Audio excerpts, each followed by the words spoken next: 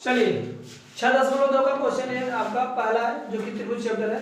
करा की आकृति एक इस तरह से बना है, पहले और दूसरे में ये दे रखा डी समानांतर बीसी के है। तो कह रहा है कि पहले वाले में इसकी वैल्यू फाइंड करो ईसी की, और दूसरे वाले में डी ए की वैल्यू फाइंड करना है।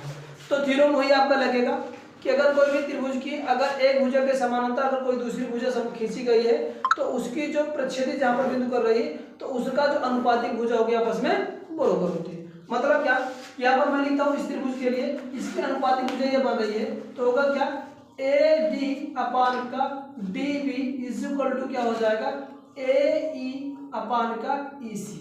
ये प्रमेय है इसका प्रमेय यही है। बस इसमें वैल्यू दे, सबकी वैल्यू दे ही रखा, कोई दिक्कत है नहीं, फटाफट वैल्यू रखते जाओ। एडी की वैल्यू दे रखा है, एडी की वैल्यू कितना दे रखा, 1.5 और बीडी की वैल्यू कितना दे रखा, 3 सेंटीमीटर दे रखा है, मतलब 3 दे रखा है, बराबर का किसका, ए की वैल्यू 1 दे रखा है। अब इसकी वैल्यू मुझे नहीं पता, इसको हम x मान देते हैं, या x मानो या तो ऐसे रहने तो कोई दिक्कत नहीं है, इसको इसी करके रखते हैं।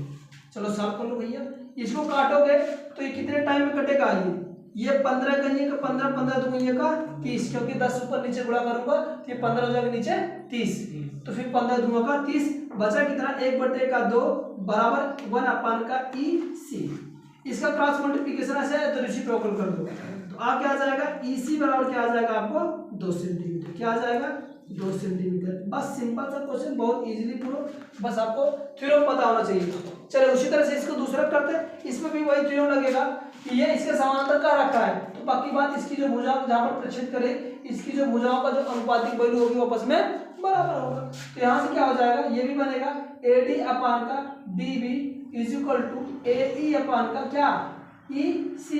इस पे वैल्यू रखो फट से उठा के, जो वैल्यू दे रखा है, क्या दे रखा है, ए डी की वैल्यू नहीं पता, ए डी को ऐसे रहने दो, बी डी की वैल्यू पता है 7.2 तो 7.2 लिख दो, ए की वैल्यू पता है 1.8 यहाँ पर रख दो, इसकी वैल्यू पता है तो 5.4 रख दो। बस कैलकुलेट कर लो, क्या हो जाएगा, ए डी बराबर क्या हो जाएगा, इधर ये भाग इधर जाके गुणा होगा, 1.8 मल्टीप्लाई बाई 7.2, फिर ये आ जाएगा, इसको काटिए 18 3 54 होता है, तो ये 3 टाइम में कटेगा ये, और इसको 3 से काटो, 3 2 6 3 4 का 12, तो क्या आ जाएगा, ये एडी की जो वैल्यू आ जाएगा वो 2.4 सेंटीमीटर क्यूब।